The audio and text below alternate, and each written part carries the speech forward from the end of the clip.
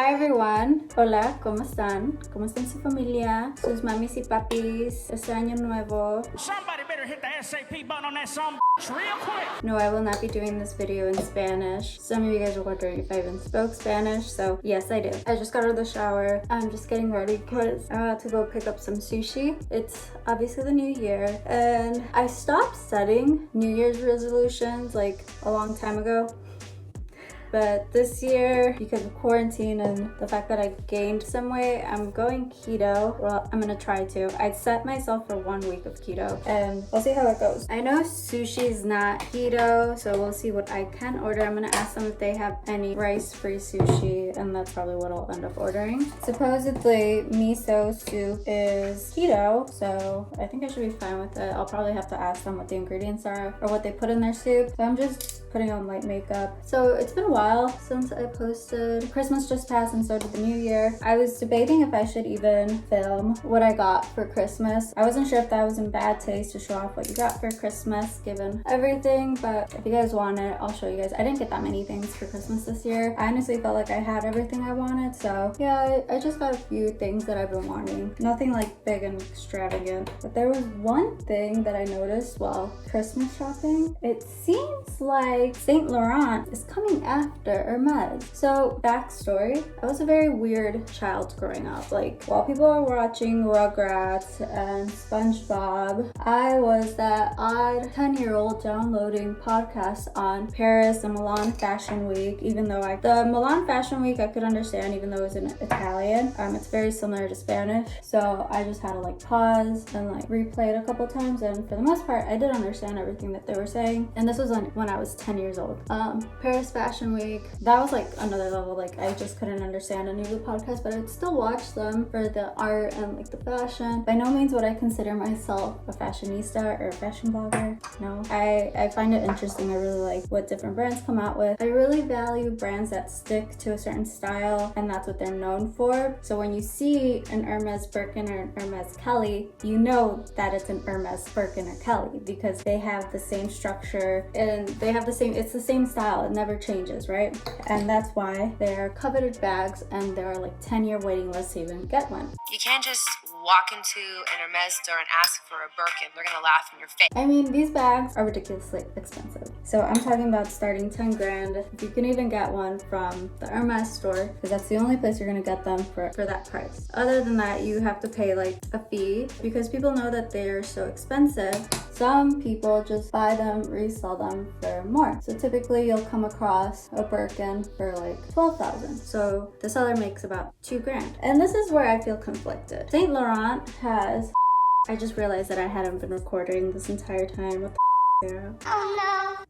I literally just went on a rant. Anyhow, so back to what I was getting at. I have always known Saint Laurent as Yves Saint Laurent. The new director came in and they dropped the Yves because they felt like it was too long and people just didn't want to say their entire name. But a couple years ago, they came out with the Sac de Jour, which some people were claiming that they copied the Hermes Birkin because they look very similar. They do have their differences. I'll include pictures at some point so that way you guys know what I'm talking about. So here on the left you see the Saint Laurent Sac de Jour tote, and then on the right you see the Birkin tote, just in case you guys didn't know which one was which. They look similar, but they're still different. And the thing with fashion and why I've always enjoyed it, it's the creative aspect, you know? People creating things. Just like science. You're creating something new, something that people want. Yeah, it just seems like Saint Laurent, they lost their creative touch, or they just realized that people want these coveted Hermes bags, and they're just like, we can do it. We can make something very similar to it, and for a fraction of the price, because Hermes Birkins go for about like 10 grand, typically 12 grand on the resale market, because since there's a 10-year waiting list, there's going to be a surcharge, right? So I was just on my laptop and I looked at one, and a Sac de Jour Nano is 1,400 on this one resale website, and obviously 1,100 accurate, is a lot less than that $12,000 mark, because a bunch of us cannot walk into the Hermes store and just ask for a Birkin. Like, they'd laugh in our face. I don't know when they came out with this other tote bag, but they basically again copied Hermes, and they came out with the Manhattan leather satchel. And I saw it and it just screamed Kelly. So now they have a copycat of the Birkin and a copycat of the Kelly, which are the two most, like, everybody knows Hermes for these two bags. Like, Saint Laurent, have you guys lost all creativity? Has your creative team just like forgotten about what the whole point of fashion is and just jumped on this aspect that everybody wants these two bags? I just feel like Saint Laurent has this mindset where they know that people want these bags. They know that they can do it for a fraction of the price, and that's why they're selling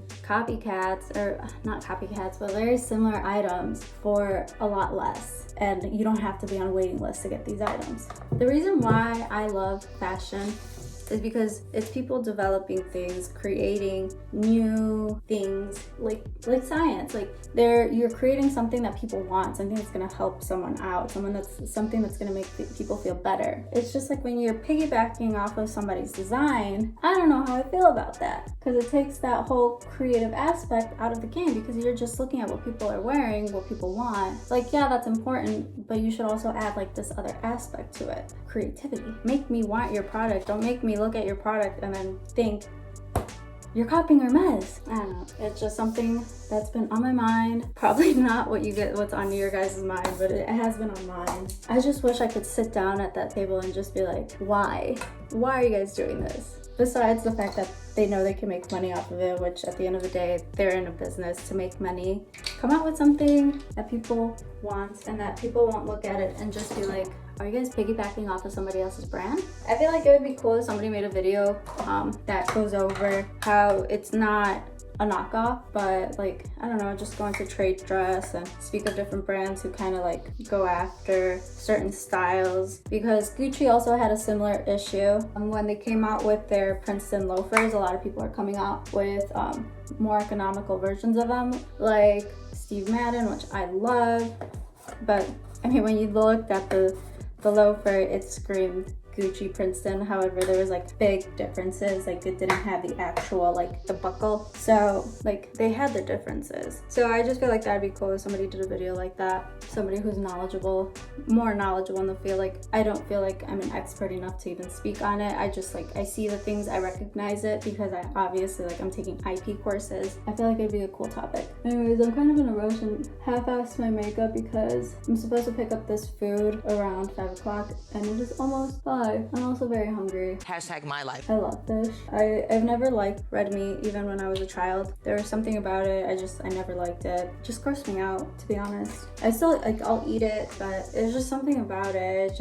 I never cared for it, really. Oh my god, everybody with color treated hair knows the struggle of trying to comb your hair.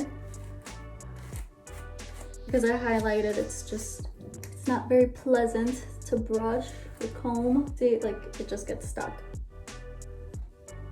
I don't know when I'll get over this like highlight phase. If you are on the fence or debating about getting highlights, think long and hard before you get it, because you think that you're just gonna come out and your hair is gonna be the same, like as far as like shine and texture, and it's not. I mean, my hair is really not that bad compared to other people or compared to like how it used to be. I mean, when I first went blonde, my hair literally felt like straw. Whenever I was in a windy place, you just see like little freckles of my hair flying out. It looked like there was like glitter in the air. It was horrible. I was able to like restore my hair. I did a lot.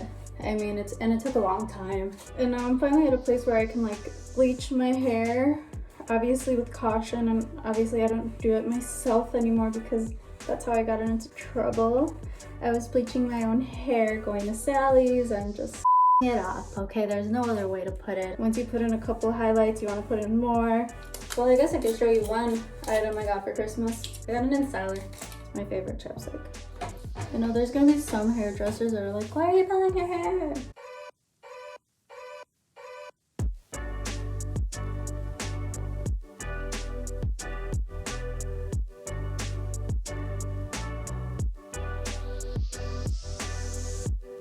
Why am I so afraid just to say a hello? And for those of you guys wondering what I put in my hair, I use Olaplex. I believe in their products. They helped with my hair. There's also another brand that Sally sells that also helped me restore my hair and like the strength of it. I forgot the name, but if I remember, I'll make sure to put it in the video because I mean it's very popular to color treat your hair. Shoes. They're awesome. Love it. And then Angel brought the sushi. It's so heavy. That's me. The keto rolls. So there was a point in time where I knew how to code, but like with anything, and if you don't practice it, you forget. And my cousin just came asking for help, and I'm just like, I have no clue. I just got to if-then statements. Make me an app, Angel. I do wish. I wish. I can't even. STEM problems. Okay, so we finished having dinner and then Angel finished his homework. He thought I could help him more out with his coding, but I'm like a self-taught coder. I don't know a lot. It's just what I learned off of YouTube and just playing around with Python. So very self-taught, and yeah, just I love YouTube. You can learn a lot of stuff off of it. But that's it for this video. I know it was short. The next video that I come out with, I'm pretty sure is going to be a lot more fun. Me and my sister have this idea. I don't want to tell you guys what it is because I don't know if we're gonna do it or how we're gonna do it or when, but I think it'll be soon, and she's pretty excited. She's the one that came up with this idea, so full credit to Annabelle. Oh, and one last thing. If you guys have any keto tips, leave a comment down below because I feel like I'm struggling. I don't know what to eat. I feel like all it is eggs, bacon, and berries, and I feel like I already failed, but it's like there's a learning curve to this. I get it. I'm not gonna be perfect at first. So yeah, if you guys have any tips, let me know because I definitely need them. But I'll see you guys in the next video. If you guys liked it, please give it a thumbs up. If you guys have any suggestions on other videos I should film, leave a comment down below. But yeah, so goodbye guys. Thinking, give you a call to shoot the